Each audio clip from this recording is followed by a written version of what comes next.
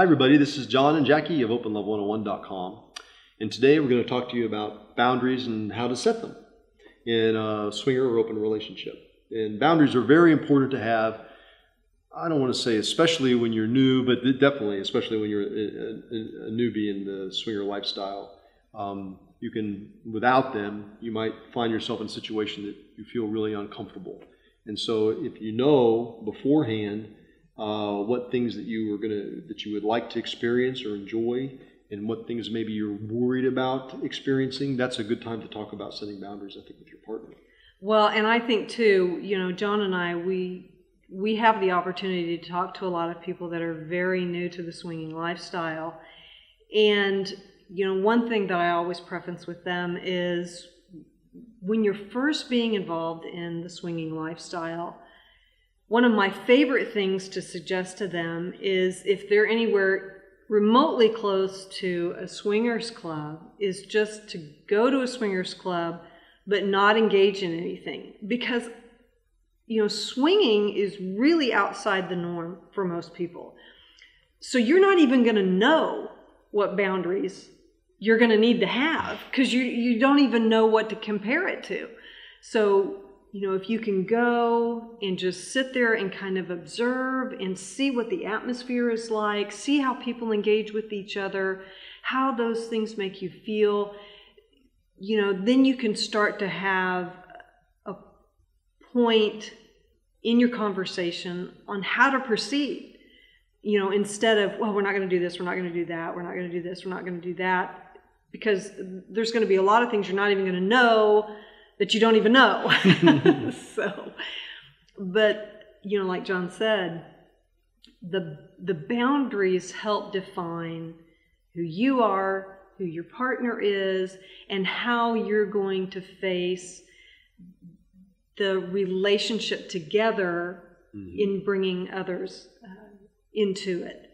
And I think those are really vital and they're really important. And to me, another aspect of boundaries is they should always be fluid.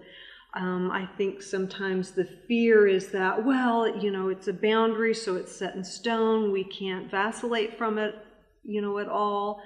And we have found in our relationship that things that maybe we thought initially we would have an issue with more experience and more affirmation with each other, we found that those things really became less and less of an issue, and we were able to allow each other much more freedom. And so it's kind of a progression. It is. I think that's important. And it can progress, and we can also take a step back too. If we push a boundary and see that it's still making one of us uncomfortable, we can always pull back a little bit as well. And that's something to keep in mind. And that's okay too. Yes, and it provides a chance for you and your partner to maybe talk about that boundary. What is it about the boundary that bothers you? What do you not want to cross, and why? What would be a topic of that? So.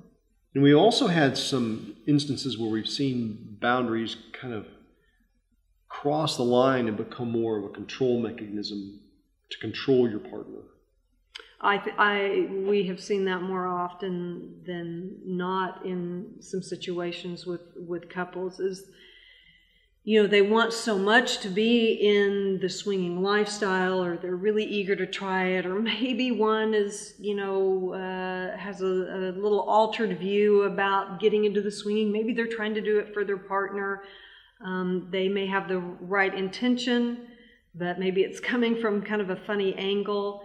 And so in order to encapsulate that fear, they try to do it through control. And there is a really fine line there with boundaries. If John and I decide that there's a boundary that we both agree on, then we move forward. If there's one that maybe we don't, and one is trying to enforce it on the other, I think that's when it can become an issue. And if that's the case too, you can talk about it. I can say to you, this is something I'd really like to experience sometime. And you can say to me, I don't know if I'm ready for that yet. Right. But I'll try and work towards that goal. I'll try and feel more comfortable. I'll try and work through that fear so we can get there together. Right. And I think too, if you try to control your partner too much in the sense of boundaries where it stops becoming something that's enhancing the relationship and is actually increasing the agitation, or it's making people more anxious, or it's kind of hard to be enveloped in a scenario with partners if you keep telling your significant other, you need to be looking out for me and what's going on. I don't want this person to touch me or this person to touch me, and you lose that moment of intimacy because you're so busy trying to control the situation. And I think it's important too to stop and kind of step back and see, are we enjoying ourselves, or are we kind of getting lost in our rules? Yeah, I think so too. Yeah. If you haven't signed up for our newsletter, please do so at openlove101.com, and we'll send you weekly updates on our videos and blogs. Have a great time swinging, and we'll See ya.